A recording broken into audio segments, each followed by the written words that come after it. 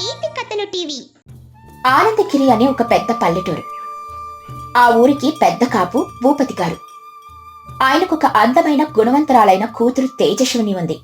భూపతి గారు మొదట్లో ఊరి వ్యవహారాలు చాలా బాగా చూసుకునేవారు. కాని రాను రాను ఆయన ఇంట్లో వ్యవహారాలకు, కూతురి బాగోగులకే పరిమితమైపోయి ఊరి పనులు పట్టించుకోవడం మానేశారు. దీన్ని ఆసరాగా తీసుకుని పక్క ఊరి పెత్తందారు రుద్రయ్య ఆనందగిరిని తన గుప్పెట్లోకి తీసుకోవాలని కుట్రలు పన్నుతున్నాడు.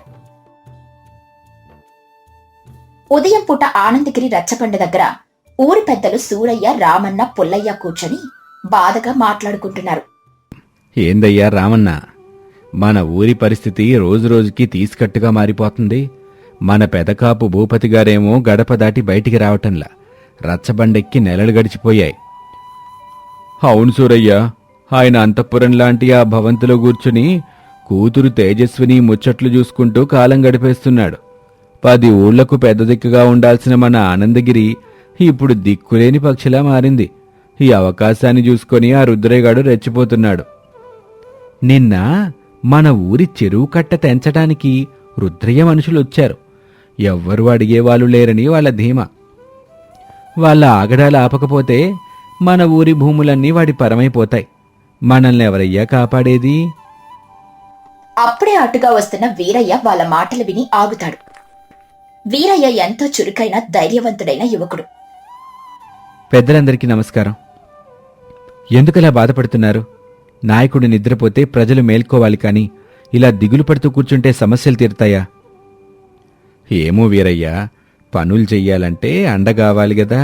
మనకి ఆ భూపతి గారి అండ కరువైంది. ఊరికి రక్షణగా ఉండాల్సిన ఆయనే ఇంట్లో కూర్చుంటే మనం మాత్రం ఏం చేయగలం?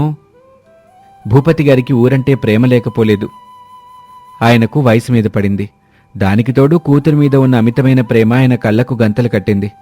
ఎవరైనా వెళ్ళి ఆయనకు వాస్తవం చెప్తే మళ్లీ ఆయన మన పాత భూపతి గారవుతారు. వాస్తవం చెప్పడమా? ఆయన గడప తొక్కడానికి వీల్లేదు.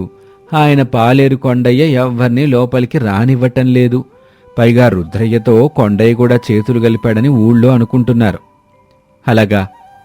అయితే ఈరోజు ఆ గడప నేను తొక్కుతాను. మన ఊరి గౌరవం ఆ రుద్రయ్య కాళ్ల దగ్గర పడకుండా నేను చూసుకుంటాను. మీరంతా ధైర్యంగా ఉండండి. ఏ కష్టమైనా అందరం కలిసికట్టుగా ఎదుర్కొందాం. వీరయ్య నేరుగా భూపతి గారి ఇంటికి వెళ్తాడు. గుమ్మం దగ్గర పాలేరు కొండయ్య అడ్డగిస్తాడు. ఏయ్ వీరయ్య, ఎక్కడికి పోతున్నావు? లోపలికి. అయ్యగారు విశ్రాంతి తీసుకుంటున్నారు. ఇప్పుడెవ్వరిని గలవరో. వెళ్ళు. కొండయ్య, ఊరంతా సమస్యలతో ఉడికిపోతుంటే పెద్ద కాపుగారు విశ్రాంతి తీసుకోవటం ఏంటి? దారివిడు, నేను ఆయనతో మాట్లాడాలి. నా మాట వినకుండా లోపలికి వెళ్తే మర్యాద దక్కదు వీరయ్యా. ఇది కాపుగారి లోగిలి, నీ ఇల్లు కాదు. వీరయ్య కొండయ్యను గట్టిగా పక్కకు నెట్టి లోపలికి వెళ్తాడు. భూపతి గారు ఇది చూసి ఆశ్చర్యపోతారు. భూపతి కోపంగా, ఏంటి వీరయ్యా ఈ సాహసం? నా పాలేరుని తోసుకుని లోపలికొస్తావా? నీకు నా మీద గౌరవం లేదా? భయం లేదా? నమస్కారం భూపతి గారు. గౌరవం ఉంది కాబట్టే ఊరి తరపున అడగటానికి వచ్చాను. భయం లేదు కాబట్టే మీ పాలేరుని పక్కన పెట్టొచ్చాను. మీరు ఊరి పెద్ద, కాని మీరు ఊరిని గాలికి వదిలేశారు. ఆ రుద్రయ్య మన చెరువు కట్టలను ఆక్రమిస్తున్నాడు. మీ కళ్ళు తెరవటానికే నేనింత సాహసం చేయాల్సి వచ్చింది. భూపతి ఆలోచనలో పడుతూ, నా కళ్ళు తెరుస్తావా? నా ఊరి గురించి నాకు తెలియదా వీరయ్యా? పక్క ఊరి పెత్తందారు రుద్రయ్య నన్నేమీ చేయలేడు. నాకున్న పరపతి ముందు వాడెంత? పరపతి అనేది ఇంట్లో కూర్చుంటే పెరగదు భూపతి గారు. నలుగురిలోకి వెళ్ళి నిలబడితే పెరుగుతుంది. మీరిలాగే గడప దాటకుండా ఉంటే రేపు ఈ భవంతి కూడా రుద్రయ్య సొంతం అవుతుంది. మీరు ఊరి పగ్గాలు వదిలేశారు. ఊరికి ఇప్పుడొక ధైర్యవంతుడైన నాయకుడి కావాలి. భూపతి పౌరుషంతో, ఓహో, నాకే నాయకత్వ లక్షణాలు నేర్పుతున్నావా? నేనంటే ఏంటో నీకు తెలియదు వీరయ్యా. సరే, నీకంత పౌరుషం ఉంటే ఆ రుద్రయ్యని ఎదిరించి నిలబడతానంటున్నావుగా. నీ ధైర్యం ఏంటో నేను కూడా చూస్తాను. మీరు ఎలాంటి పరీక్ష పెట్టినా సిద్ధమే. ఈ ఊరి మట్టి మీద ఒట్టు. మీరు చెప్పిన పని చేసి తీరుతాను. చెప్పండి, నేనేం చెయ్యాలి? సరే విను. మన ఊరికి 3 పెద్ద కష్టాలొచ్చాయి. వాటిని నువ్వు పరిష్కరిస్తే నీ ధైర్యానికి మెచ్చి ఈ ఊరి బాధ్యతలు నీ చేతిలో పెడతాను. 1. రుద్రయ్య మన చెరువు దగ్గర పత్రాల్ని మాయం చేసి ఆ చెరువు తనదే అని వాదిస్తున్నాడు. ఆ పత్రాల్ని నువ్వు మళ్లీ తీసుకురావాలి. 2. మన పాత కాలువలో పెద్ద బండరాయి పడి నీళ్లు రాకుండా ఆగిపోయాయి. దాన్ని తొలగించాలి. 3. మన ఊరి చివర తోటలో ఉన్న ఎద్దు ఎవరికీ లొంగకుండా అందర్నీ భయపెడుతుంది. దాన్ని నువ్వు మచ్చిక చేసుకోవాలి. ఇవి నువ్వు చెయ్యగలవా? ఇంతేనా భూపతి గారు? సత్యవంతులకు అడ్డే లేదన్నారు పెద్దలు. ధైర్యం ఉంటే కొండనైనా పిండి చెయ్యొచ్చు. ఈ 3 కష్టాల్ని 3 రోజుల్లో తీర్చి మీ ముందు నిలబెడతాను. వస్తాను. వీరయ్య ధైర్యంగా అక్కడి నుండి వెళ్లిపోతాడు. ఇదంతా విన్న తేజస్విని తన తండ్రి దగ్గరకు వస్తుంది. నాన్నగారు, ఆ వీరయ్య మాటల్లో ఎంత నిజాయితీ ఉందో కదా. మన ఊరి కోసం అతను ప్రాణాలు పణంగా పెట్టడానికైనా సిద్ధపడ్డాడు. వాడిది కుర్రతనం తేజస్విని. రక్తం ఉడుకుతోంది. రుద్రయ్య ఎలాంటివాడో వాడికి తెలియదు. ఆ గిత్త ఎంత కరుకైందో తెలియదు వాడికి. చూద్దాం వాడి ప్రగల్భాలు నిజమవుతాయో లేక వాడే తోక ముడుచుకొస్తాడో. మరుసటి రోజు వీరయ్య నేరుగా పక్క ఊరికి వెళ్లి రుద్రయ్య ఇంటి రచ్చబండ దగ్గర నిలబడతాడు. రుద్రయ్య తన మనుషులతో దర్జాగా కూర్చొనుంటాడు. ఏంటి వీరయ్య, ఆనందగిరి నుంచి దారి తప్పొచ్చావా లేక భూపతికి భయపడి నిన్ను పంపాడా? సింహం ఎప్పుడు భయపడదు రుద్రయ్య. మన ఊరి చెరువు పత్రాలు నీ దగ్గరున్నాయట. అవి మాకిచ్చేయమని అడగడానికొచ్చాను. అడగ్గానే ఇచ్చేయటానికి అవి ఆకుకూరలు కావురా వీరయ్య. అవి నా పత్రాలు. మీ ఊరి చెరువిక మీదట నాది. అవి నీవి కావని నీకు తెలుసు, నాకు తెలుసు. మోసంతో పత్రాలు లాక్కోవటం కాదు. నీకు నిజంగా దమ్ముంటే నాతో పందెంకాయ్. నేను గెలిస్తే ఆ పత్రాలు నాకిచ్చేయాలి. నువ్వు గెలిస్తే ఆ చెరువు మీద మా ఊరు ఎప్పటికీ హక్కు కోల్పోయినట్టే. భూపతి గారితో అలా రాయించిస్తాను నేను. ఓహో, ఇంత చిన్నవాడివి నాకే పందెం విసురుతావా? సరే, ఎలాంటి పందెం కావాలో చెప్పు. నా మనుషులతో కర్రస్సాము చేస్తావా? లేదు రుద్రయ్య, బలంతో సాధించేదేది శాశ్వతం కాదు. బుద్ధితో పందెం వేసుకుందాం. నేను అడిగే 3 ప్రశ్నలకు నువ్వు సరైన సమాధానం చెప్తే నువ్వు గెలిచినట్టు, లేకపోతే నేను గెలిచినట్టు. ఒప్పుకుంటావా? రుద్రయ్య తన తెలివి మీద నమ్మకంతో, సరే అడుగు. నీలాంటి కుర్రాడి ప్రశ్నలకు నేను జవాబు చెప్పలేనా? మొదటి ప్రశ్న. పరుగెత్తేది పగలు, రాత్రి, కాని దానికి కాళ్ళుండవు. అందరికీ ప్రాణం పోస్తుంది, కాని దానికి ప్రాణం ఉండదు. ఏంటది? రుద్రయ్య కాసేపు ఆలోచించి, ఇది చాలా సులువు. అది నీరు లేదా కాలువ. సరైన సమాధానం. రెండో ప్రశ్న. ఉన్నప్పుడు కనబడదు, పోయాక వెతికినా దొరకదు. అది మనిషికి కిరీటం లాంటిది. ఏంటది? రుద్రయ్య తన మనుషుల వైపు చూసి నవ్వుతూ, అది పరువు. పరువు పోతే మనిషి బ్రతికినా లాభం లేదు. ఇది కూడా సరిగ్గా చెప్పావు. ఇప్పుడు మూడో ప్రశ్న చాలా ముఖ్యమైంది. ఒక కాగితం మీద నిజం రాసి ఉంటే అది ధర్మం. అదే కాగితం మీద అబద్ధం రాసి దాన్ని నిజమని నమ్మించాలనుకుంటే దాన్నేమంటారు? దాన్ని నమ్మేవాణ్ణి ఏమంటారు? రుద్రయ్య ముఖం పాలిపోతుంది. ఆ పత్రాలు దొంగ పత్రాలని అతనికి తెలుసు. ఇదెక్కడి ప్రశ్నరా? దీంట్లో ఏముంది? జవాబు చెప్పు రుద్రయ్య. దొంగ పత్రాలు సృష్టించి చెరువుని లాక్కోవాలని చూస్తే దాన్ని కుట్ర అంటారు. ఆ కుట్రను చూస్తూ ఊరుకునేవాణ్ణి పిరికివాడు అంటారు. ఈ ఊరి జనం ముందు నువ్వా పత్రాలు దొంగవని ఒప్పుకుంటావా? లేక ఆ పత్రాల్ని పంచాయతీ పెద్దలకిచ్చి నేను దర్యాప్తు చేయమంటావా? ఏయ్, ఎక్కువ మాట్లాడుతున్నావు. పందెం ప్రకారం నువ్వు ఓడిపోయావు రుద్రయ్య. ఎందుకంటే ఆ పత్రాలు నకిలీవని నీకు తెలుసు. నేను రేపు పొద్దున్నే పై అధికారులను తీసుకొనొస్తాను. అప్పుడు నీ పరువు పోయి ఈ ఊళ్ళో తలెత్తుకోలేకుండా అవుతావు. మర్యాదగా పత్రాలిస్తావా లేక జైలుకెళ్తావా? రుద్రయ్యకు పరిస్థితి అర్థమవుతుంది. వీరయ్య తెలివిగా తనను ఇరికించాడని గ్రహించాడు. సరే వీరయ్య, నీ తెలివికి మెచ్చాను. ఆ పాత పత్రాలు నాకు అవసరం లేదు, తీసుకెళ్ళు. కాని భూపతికి చెప్పు, రుద్రయ్య ఊరుకోడు అని. వీరయ్య ఆ పత్రాలు తీసుకుని ధైర్యంగా నడుచుకుంటూ వస్తాడు. తనలో తాను, బుద్ధిబలం ముందు శరీర బలం ఎప్పటికీ గెలవదు. నా మొదటి సమస్య తీరింది.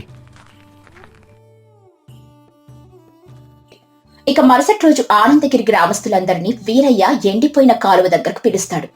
అక్కడ ఒక పెద్ద బండరాయి నీటి ప్రవాహాన్ని అడ్డుకొని ఉంటుంది. వీరయ్య, ఆ బండరాయిని కదపటం మన వల్ల కాదు. 100 మంది మనుషులు గెలిచినా అది కదల్లేదు. ఇక మన ఊరికి నీళ్ళొచ్చే ఆశ లేనట్టే. రామన్న, 100 మంది తమ చేతులతో కదిపితే కదలదు. కాని 100 మంది తమ మనసుని ఒకచోట పెట్టి సరైన ఉపాయం వాడితే కొండ కూడా కదులుతుంది. ఏంటి నీ ఉపాయం? వీరయ్య పొడవైన చెక్కు దుంగలను చూపిస్తూ, ఆ బండరాయి కింద చిన్న సందుంది. ఈ చెక్క దుంగల్ని ఆ సందులో పెట్టి అందరం ఒకేసారి కిందకి నొక్కితే చాలు. రాయి వాటంతట అదే పక్కకు దొర్లుతుంది. ఇది నానుడి విద్య. అందరం కలిసి చేద్దాం రండి. గ్రామస్తులందరూ ఆశ్చర్యంగా ఆ దొంగలను పట్టుకుంటారు. వీరయ్య ముందు నిలబడి అందర్నీ ఉత్సాహపరుస్తాడు. కాకా, మన ఊరి కోసం, మన పొలాల కోసం అందరూ ఒక్కసారిగా బలం ఉపయోగించండి. 1, 2, 3 హైలెస్సా! అందరూ ఒకేసారి తమ బలాన్ని ఉపయోగించి ఆ దొంగలను కిందకు నొక్కగానే ఆ పెద్ద పండరాయి నెమ్మదిగా కదిలి పక్కకు దొర్లుతుంది. వెనువెంటనే కాలువలో నుండి నీళ్లు ఊపికి వస్తాయి. ఊరి జనం ఆనందంతో గెంతులేస్తారు. అద్భుతం వీరయ్యా, నీ ఉపాయం గొప్పది. కేవలం బుద్ధితో ఇంత పెద్ద రాయిని పక్కకు నెట్టేశావు. మన ఊరి కాలువ మళ్ళీ కలకల్లాడుద్ది. ఇది నా గొప్పతనం కాదు పుల్లయ్యా, మన ఐక్యత గొప్పతనం. అందరం కలిస్తే దేన్నైనా జయించొచ్చు. ఇప్పుడు మనకు మిగిలిన ఒకే ఒక్క సమస్య, ఆ గిత్త. ఊరి చివరున్న తోటలో ఒక భారీ గిత్త ఎవరిని దగ్గరకు రానివ్వకుండా రంకలు వేస్తూ ఉంటుంది. దాని యజమాని గోపయ్య భయంగా నిలబడుంటాడు. ఏంటి గోపయ్య, ఈ గిత్త ఎందుకలా పిచ్చి పట్టినట్టు రంకెలేస్తుంది? అది ముందు చాలా సాధు జంతువు కదా. ఏమో వీరయ్యా, 4 రోజుల నుంచి దాని దగ్గరికి అవన్నీ రానీయటంలా. తాకుదామంటే కొమ్ములతో పొడటాకొస్తుంది. భూపతి గారు దీన్ని అదుపు చేయమని చెప్పారు, కానీ నా వాళ్ళ కాటంలా. వీరయ్య నెమ్మదిగా ఆ గిత్తను గమనిస్తాడు. అది నడుస్తున్న తీరు చూసి ఏదో గ్రహిస్తాడు. గోపయ్య, దానికి పిచ్చి పట్టలేదు. అది భయపడుతుంది, బాధపడుతుంది. దాని ఎడమ కాలికేదో గుచ్చుకున్నట్టుంది. అందుకే అది కాలు సరిగ్గా కింద పెట్టలేకపోతుంది. బాధను చెప్పలేక ఎవరిని దగ్గరికి రానివ్వటం లేదు. అవునా, మరి దాన్ని ఎట్టా పట్టుకోవటం? దగ్గరికి వెళ్తే ఎగిరితంతుంది. దానికి ఇష్టమైన పచ్చిగడ్డి తీసుకురా. నేను నెమ్మదిగా దాంతో మాట్లాడి శాంతపరుస్తాను. జంతువులకి కూడా ప్రేమ అర్థమవుతుంది. వీరయ్య ఆ పచ్చగడ్డిని పట్టుకొని మెల్లగా మృదువైన గొంతుతో పాడుకుంటూ ఆ గిత్త దగ్గరకు వెళ్తాడు. వీరయ్య మెల్లగా, రానన్నా, భైరవా రా. ఏమీ కాదు, నేను నీకు కష్టం కలిగించటానికి రాలేదు. ఆకలిగా ఉందా? ఈ గడ్డి తిను. వీరయ్య గొంతులోని శాంతిని, ప్రేమను గమనించిన ఆ గిత్త నెమ్మదిగా అడుగులేస్తూ వచ్చి ఆ గడ్డిని తినడం మొదలు పెడుతుంది. వీరయ్య మెల్లగా దాని కాలు దగ్గరికి వెళ్లి చూస్తాడు. అక్కడ ఒక పెద్ద ముళ్ళు గుచ్చుకొని కాలు వాచిపోయి ఉంటుంది. అయ్యో, ఇంత పెద్ద ముళ్ళు గుచ్చుకుందా? కాసేపు ఓపిక పట్టు భైరవా, నేను తీసేస్తాను. వీరయ్య ఎంతో నేర్పుగా గిత్తకు నొప్పి తెలియకుండా ఆ ముళ్ళును లాగేసి అక్కడ పసరు రాస్తాడు. గోపయ్య సంతోషంతో, ఏరయ్యా, నువ్వు దేవుడివయ్యా. ఆ మూగజీవి బాధను అర్థం చేసుకున్నావు. పశువుని పశువులా కాకుండా పేనంలా చూశావు. నీ ధైర్యానికి, నీ ప్రేమకి చేతులెత్తి మొక్కుతున్నాను. జంతువులకి కోపం వెనుక కూడా ఏదో ఒక బాధ ఉంటుంది గోపయ్య. దాన్ని అర్థం చేసుకుంటే అవి మనకంటే నమ్మకమైనవి. పద, ఈ భైరవుణ్ణి తీసుకుని భూపతి గారి దగ్గరికి వెళ్దాం. ఆ రోజు సాయంత్రం ఆనందగిరిలో పెద్ద జాతర జరుగుతున్నట్టుంటుంది. భూపతి గారు తేజస్విని రచ్చబండ దగ్గర ఉన్న వేదిక మీద కూర్చొనుంటారు. అప్పుడే వీరయ్య ఆ గిత్తను తీసుకుని ఒక చేతిలో చెరువు పత్రాలను పట్టుకుని అందరి ముందుకు వస్తాడు. ఊరి జనం చప్పట్లతో అతనికి స్వాగతం పలుకుతారు. భూపతి గారు, మీరు చెప్పిన 3 పనుల్ని మన వీరయ్య పూర్తి చేశాడు. చెరువు పత్రాలు తెచ్చాడు, కాలువ నీరు రప్పించాడు, ఆ గిత్తని మచ్చిక చేసుకున్నాడు. భూపతి చాలా ఆశ్చర్యంతో మరియు ఆనందంతో, వీరయ్య, ఇది నిజంగా అద్భుతం. నువ్విదంతా ఎలా సాధించావు? కాపుగారు, సత్యవంతులకు అడ్డే లేదన్న మాటే నన్ను నడిపించింది. రుద్రయ్యను నా బుద్ధితో జయించాను. కాలువ రాయిని మన ఊరి ఐక్యతతో తొలగించాను. ఈ గిత్తను నా ప్రేమతో మచ్చిక చేసుకున్నాను. ఏ సమస్యనైనా ఎదుర్కొనే ధైర్యం మనలో ఉంటే పరిష్కారం దానంతట అదే వస్తుంది. అప్పుడే తేజస్విని ముందుకొస్తుంది. నాన్నగారు, వీరయ్య కేవలం ధైర్యవంతుడు మాత్రమే కాదు, అత్యంత వివేకవంతుడు. ఊరి ప్రజల కష్టం తన కష్టంగా భావించిన వాడే నిజమైన నాయకుడు. ఇవాళ ఆయన మన ఊరి పరువు నిలబెట్టాడు. భూపతి గర్వంగా, నిజమే తేజస్విని. వీరయ్య, నన్ను క్షమించు.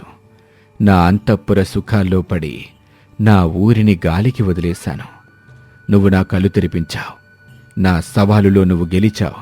ఇచ్చిన మాట ప్రకారం ఈ రోజు నుంచి ఈ ఆనందగిరికి నువ్వే పెద్ద కాపువి. భూపతి గారు, నేను ఊరికి సేవ చేయటానికి వచ్చాను, కానీ పదవి కోసం కాదు. మీ మార్గదర్శకత్వంలో నేను ఒక బంటుగా ఉంటాను. లేదు వీరయ్య, నీలాంటి యోగ్యుడైన నాయకుడు ఈ ఊరికి అవసరం. అంతేకాదు, నా కూతురు తేజస్విని నీకిచ్చి వివాహం చెయ్యాలనుకుంటున్నాను. ఈ పల్లెటూరు వీరుడికి నా కూతుర్నివ్వటం కంటే నాకు వేరే అదృష్టమేముంటుంది? ఊరి జనమందరూ చప్పట్లు కొట్టి ఆనందం వ్యక్తం చేశారు. వీరయ్య వినయంగా, మీ అభిమానానికి నేను శిరస్సు వంచి నమస్కరిస్తున్నాను. మీ అందరి ప్రేమ ఆశీస్సులున్నంత వరకు ఈ ఆనందగిరి వైపు కన్నెత్తి చూసే ధైర్యం ఏ రుద్రయ్యకు రాకుండా నేను కాపాడుకుంటాను. వీరయ్య, నీ ధైర్యం ఊరికి రక్షణ, నీ వివేకం నాకెంతో గర్వకారణం. ఆ రోజుట్టుండి ఆనందగిరి గ్రామం వీరయ్య నాయకత్వంలో సుఖ సంతోషాలతో వెల్లువిరిసింది. రుద్రయ్య లాంటి వాళ్ళు వీరయ్య పేరు వింటేనే భయపడే స్థాయికి ఎదిగాడు. ఈ కథ ద్వారా మనం తెలుసుకోవాల్సిందేమిటంటే, ఒక మనిషిలో పట్టుదల, ధైర్యం, ఎదుటివారిని ప్రేమించే గుణం ఉంటే ఎదురయ్యే ఎలాంటి మలుపునైనా అవలీలగా దాటగలడు. ఈ కథలోని నీతేంటంటే, ధైర్యవంతులకు అడ్డే లేదు. పట్టుదల, ధైర్యం ముందు ఎంతటి కష్టమైనా తలవంచక తప్పదు.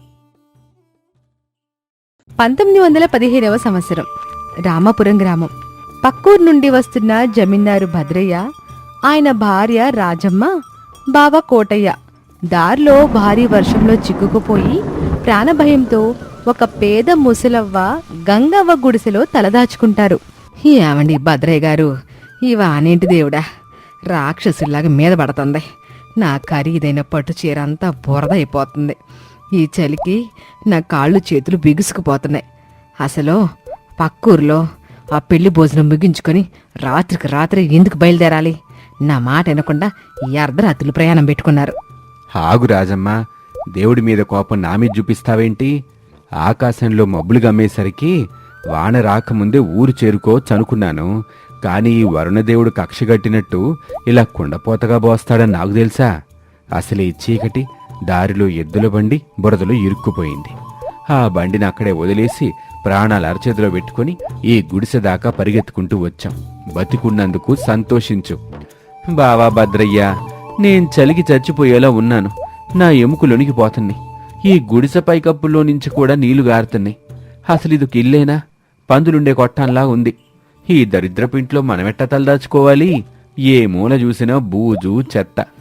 గంగవ్వ మూల నుండి వణుకుతూ వస్తూ చేతిలో ఒక పాత చాప పట్టుకుని, దండాలయ్య పెద్దాలకి, నాది పేదరికపు గుడిసె సామి, మీకు పెద్ద మేడల అలవాటు. ఈ వర్షానికి నా పూరు గుడిసె కూడా ఏడుతుంది. కానీ ఈ వాన తగ్గే వరకు మీరిక్కడే ఉండొచ్చు. ఇదిగో ఈ చాప మీద కూర్చోండి. నేలంతా చిత్తడిగా ఉంది, బట్టలు పాడైపోతాయి. చే, ఆ పాత చాప నేను వేసుకోను. దాని నిండా పేలు, నలులు ఉంటాయేమో. మా ఇంట్లో కుక్కలు పడుకునే చాప కూడా దీనికంటే శుభ్రంగా ఉంటది. ఎంత వానొత్తే మాత్రం ఇట్లాంటి ఇంట్లో అడుగు పెట్టాలా? నా కర్మ కాలిపోయింది. రాజమ్మ, నోరు ముయ్యి. ఆపదలో ఆశ్రయం ఇచ్చిన ఇంటిని టానకూడదు. ముసలమ్మ, నువ్వు ఆ చాప అక్కడే, మేం కూర్చుంటాం. వాన తగ్గేదాకా ఇక్కడ ఉండక తప్పదు. ముగ్గురు ఆ చాప మీద ముడుచుకొని కూర్చున్నారు. బయట వాన ఇంకా పెరిగింది. ఉరుములు మెరుపులతో ఆకాశం బద్దలవుతుంది. 1 గంట గడిచింది. బావా, ఈ చలికి కడుపులో పేగులు కాలిపోతున్నాయి. ఆ పెళ్లింట్లో గొడవ వల్ల నేను సరిగ్గా భోజనమే చేయలేదు. ఇప్పుడు ఆకలితో నా ప్రాణం పోయేలా ఉంది. నా పరిస్థితి కూడా అంతే అన్నయ్య. ఈ చలిగాలికి పొట్టలో ఏకధాటిగా మంట పుడుతుంది. ఎవరైనా వేడివేడిగా 4 మిరపకాయ బజ్జీలు, 1 కప్పు కాఫీ ఇస్తే ఎంత బాగుండో. నాకు ఆకలిగానే ఉంది రాజమ్మ. ఈ వానిప్పట్లో తగ్గేలా లేదు. ఏమ్మా ముసలమ్మా, నీ ఇంట్లో తినడానికేమన్నా ఉందా? వండుతావా? అయ్యో బాబు, మీలాంటి జమీందారులకి పెట్టే అంత స్తోమత నాకెక్కడదయ్యా. నేను రోజువారి కూలీని. ఈరోజు వాన వల్ల పనులకి వెళ్ళలేదు. ఇంట్లో బియ్యం గింజ కూడా లేదు. బియ్యం గింజ కూడా లేదా? మరి నువ్వు ఏం తిని బతుకుతున్నావే? చూస్తే ఇంట్లో ఇన్ని కొండలున్నాయి, అన్నీ ఖాళీయేనా? మా దగ్గర డబ్బులు లేవని భయపడుతున్నావా? మా ఆయన 100 రూపాయలు నోటు ఇసిరితే నీ గుడిసె నిండా సరుకులొస్తాయి. మర్యాదగా వండి పెట్టు. డబ్బులు తీసుకొని వండి పెట్టడానికి నాదేమీ పూటకొల ఇల్లు కాదు తల్లి. నా దగ్గర నిజంగానే బియ్యం లేవు. కొద్దిగా రాగి పిండి మాత్రం ఉంది.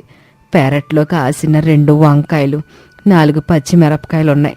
మీకు అభ్యంతరం లేకపోతే వేడివేడిగా రాగి సంగటి, వంకాయ కాల్చి పచ్చడి చేస్తాను. రాగి సంగట? చిచ్చి, అది పశువులు తినే దాన. పట్నంలో మా పొలంలో పనిచేసే కూలీలకి పెడతాం ఆ రాగి ముద్దలు. మేమెట్టా తింటాం? తప్పదు బావా, ప్రాణం పోయే ఆకల్లో ఉన్నప్పుడు పశువులు తినేదైనా మనుషులు తినేదైనా ఒక్కటే. ఆకలి ముందు రుచులు పరువులు గుర్తుకురావు. ఏమా ముసలమ్మ, నువ్వు త్వరగా అదేదో చెయ్యి. నా జేబులో 10 రూపాయలున్నాయి. వంట పూర్తవ్వగానే నీ చేతిలో పెడతాను. డబ్బులెందుకయ్యా? నా ఇంటికి ఆకలితో వచ్చిన వాళ్ళకి ఇంత ముద్ద పెట్టడం నా బాధ్యత. ఆ 10 రూపాయలు మీ దగ్గరే ఉంచుకోండి. దేవుడు నా చేతికి ఓపికిచ్చాడు. కాసేపు ఆగండయ్యా, వంట చేస్తాను. గంగమ్మ గుడిసె మూలన ఉన్న మట్టి పొయ్యి దగ్గరికి వెళ్ళింది. వాన దెబ్బకు పైకప్పు నుండి నీళ్లు పడి కట్టెలు కొద్దిగా దడిసిపోయాయి. ఆమె ఎంతో కష్టపడి పొయ్యి వెలిగించింది. అబ్బా, ఏంటయ్యి పొగ! నా కళ్ళు మండిపోతున్నాయి. అసలు నీకు పొయ్యి రాజేయడం వచ్చారాదా? ఇళ్లంతా పొగతో నింపేశావు. క్షమించు తల్లి, కట్టెలు కాస్త తడిసాయమ్మా, అందుకే పొగొత్తంది. పైకప్పు నుండి నీళ్లు పొయ్యి మీద పడుతున్నాయి. కానీ మీరు ఆకలితో ఉన్నారు కదా, ఎలాగైనా మంట తెప్పిస్తాను. గంగవ్వ తన పాత చీర కొంగును పొయ్యికి అడ్డుగా పెట్టి నీళ్లు పడకుండా కాపాడుతూ గట్టిగా ఊదుతూ మంట చేసింది. నీళ్లు మరగబెట్టి అందులో రాగి పిండి వేసి కర్రతో కలుపుతోంది. ఒక పక్క నిప్పుల మీద వంకాయలు కూడా కాలుస్తోంది. ఏంటో బావా, ఆ ముసలవ్వ వంకాయలు కాలుస్తుంటే భలే వాసన వస్తుంది గదూ. నా కడుపులో ఇంకా ఆకలి పెరుగుతుంది. అవును బావా, ఆ వంకాయలు నిప్పుల మీద కాల్తంటే వచ్చే వాసన మన ఇళ్లల్లో దొరకదు. మన వంటవాళ్ళు గ్యాస్ పొయ్యి మీద ఏవేవో మసాలాలేసి చెడగొడతారు. ఇక్కడ కేవలం మట్టి వాసన, పొగవాసన కలిసిన స్వచ్ఛమైన వంట వాసన వస్తుంది. మీరు మరీ వింతగా మాట్లాడుతున్నారు. అదేదో అద్భుతం చేస్తున్నట్టు మురిసిపోతున్నారు. ఆ రాగి ముద్ద గొంతులోంచి ఎలా దిగుతుందో చూద్దాం. రాగి సంగటి గొంతులోంచి దిగాలంటే కడుపులో కల్మషం లేని ఆకలుండాలి తల్లి. ఇది పేదాడికి ప్రాణం పోసే సంజీవని. దొరలకి ఇది సులకనగా కనిపించొచ్చు, కానీ చలికాలంలో ఈ వేడివేడి సంగటి తింటే ఆ దేవుని పాదాలు పట్టుకున్నంత హాయిగా ఉంటది.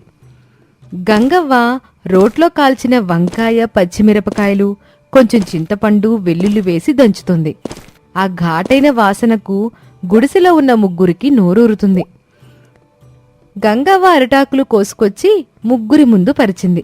వాటి మీద పొగలు కక్కుతున్న వేడివేడి రాగి సంగటి ముద్దలు పెట్టింది. మధ్యలో చిన్న గొయ్యిలా చేసి అందులో గుమగుమలాడే వంకాయ పచ్చడేసింది. పక్కనే ఒక చిన్న ఉల్లిపాయ ముక్క పెట్టింది. నా దగ్గర నెయ్యి, పప్పులు లేవు. ఈ వంకాయ పచ్చడి వేసుకోండయ్యా. ఏడిగా ఉన్నప్పుడే తినండి, చలి పారిపోతుంది. అబ్బా ముసలమ్మ, ఏం చేసావు వంట? ఆ నిప్పుల మీద కాల్చిన వంకాయ రుచి, ఈ కారం నా నరాల్లోకి వెచ్చదనం పరిగెడుతుందనుకో. నేను పట్నంలో 5 స్టార్ హోటళ్లలో కూడా ఇంత మంచి రుచి చూడలేదు. నిజమే బావా. రాజమ్మా, నువ్వు కూడా తిను. ఈరోజు మనం పడ్డ చలికి ఈ రాగి ముద్ద అమృతం అనుకో. ఈ కారం ముద్ద తింటంటే శరీరంలో ఎక్కడా లేని చెమట పడుతుంది. అద్భుతం. ఏంటే ముసలమ్మ, ఇంత కమ్మగుందేంటి? మా ఇంట్లో పనాలు చేసే పచ్చళ్ళ కన్నా ఇది 100 రెట్లు బాగుంది. ఉప్పు కారం అంత కరెక్ట్గా ఎట సరిపోయాయి. నేనేం చేయలేదమ్మా. ఆకలితో ఉన్నాళ్ళకే అన్నం పెట్టాలని నా ప్రేమ. మీ ఆకలి ఈ రెండే ఈ రుచికి కారణం. తినండి తల్లి, కడుపు నిండా తినండి. ఇంకా సంగటుంది. ముగ్గురు పోటీపడి మరీ తిన్నారు. వాన దెబ్బకు వణికిపోతున్న వారి శరీరాలు ఇప్పుడు వెచ్చగా మారాయి. కడుపు నిండగానే మనసుకి ఒక రకమైన ప్రశాంతతొచ్చింది. ముసలమ్మ, ఈ రోజు నువ్వు పెట్టిన ఈ ముద్దకి కోట్ల రూపాయలిచ్చినా తక్కువే. నా ప్రాణం కాపాడు. ఈ 100 రూపాయలు ఉంచుకో. క్షమించండి బాబు, నేను అన్నం అమ్మే వ్యాపారిని కాదు, దేవుడికి భయపడే ఒక ముసల్దాన్ని. నా ఇంటికి వచ్చిన వాళ్ళకి కడుపు నింపడం నా ఆచారం. ఈ డబ్బులు నాకొద్దు. గంగవ్వ, నువ్వు వద్దంటున్నావు, కానీ నీ గుడిసె చూడు, వాన కురుస్తుందా? కట్టుకోవడానికి నీకు మంచి చీర లేదా? ఆ డబ్బు తీసుకుంటే కనీసం నీ ఇల్లు బాగు చేసుకుంటావు కదా. నా గుడిసె కారతంటే నాకేంటయ్యా బాధ? ఈ నేల తడిసినా రేపు ఎండొత్తే ఆరిపోతుందిగా. కానీ డబ్బు ఆశకి పడితే నా మనసు మురికవుతుంది. అదెప్పటికీ ఆరదు. మీరు తృప్తిగా తిన్నారన్న ఆనందమే నాకు 100 రూపాయలతో సమానం. నన్ను క్షమించి గంగవ్వ, నేను చాలా పాపాత్మురాల్ని. ఈ గుడిసెలోకి రాగానే నేను దరిద్రాలని ఏసడించుకున్నా. నా పట్టు చీర బురదైందని ఏడ్చాను. కాని నీ చీర కొంగుతో నువ్వు నీళ్ళడ్డుకొని మంట ఆరిపోకుండా మా కోసం కష్టపడి మరీ వంట చేసావు. నా దగ్గర ఆస్తి ఉంది, అహంకారం ఉంది, కానీ నీ దగ్గరున్న ప్రేమ, దయ్యాగుణం నా దగ్గర లేవమ్మా. నేను కళ్ళున్న గుడ్డిదాన్నమ్మా. రాజమ్మ చెప్పింది నిజమే ముసలమ్మ. ఈరోజు ఈ వర్షంలో నువ్వు మాతో రాగి సంకటి కాదు, జీవిత సత్యాన్ని వడ్డిచ్చావు. డబ్బు కన్నా మానవత్వం గొప్పదని మాకు బుద్ధొచ్చేలా చేశావు. బయట వర్షం ఆగిపోయింది. తెల్లవారుజామవుతుంది. పక్షుల కిలకిలలు మొదలయ్యాయి. ముగ్గురు బయలుదేరడానికి సిద్ధమయ్యారు. గంగవ్వ, వాన తగ్గింది, మేం మా ఊరికి వెళ్తాం. కానీ ఓ మాట, ఈ రోజు నుండి నా ఇల్లు నీ ఇల్లే. నీకే కష్టం వచ్చినా మా దగ్గరికి రా. రేపు నా పని వాళ్ళని పంపి నీ పాత గుడిసెని తీసేసి ఓ మంచి పెంకుటిల్లు కట్టిస్తాను. ఇది నా బాధ్యత. అవును గంగవ్వ, మా బావిచ్చిన మాట తప్పడు. నువ్వు మా పాలిట అన్నపూర్ణాదేవి వనుకో. రాజమ్మ తన మెడలో ఉన్న ఒక బంగారు గొలుసు తీసి గంగవ్వ చేతిలో పెడుతుంది. ఇది దానం కాదు గంగవ్వ, నేనిస్తున్న కానుక. దీన్ని కాదనబాకు. సంతోషం తల్లి, మీరు చల్లగా ఉండాలి. దారి చూసుకుని జాగ్రత్తగా వెళ్ళండి. భద్రయ్య, రాజమ్మ, కోటయ్య నడుచుకుంటూ తమ ఊరు దారి పట్టారు. వెనక్కి తిరిగి చూస్తే గంగవ్వ గుడిసె ముందు నిలబడి చిరునవ్వుతో చేతులుపుతోంది. రాజమ్మకి తన పట్టుచీర మీదున్న బురద ఇప్పుడు అస్సలు అసహ్యంగానే అనిపించట్లేదు. వారి మనసులోని గర్వం వర్షపు నీటితో పాటు కొట్టుకుపోయింది.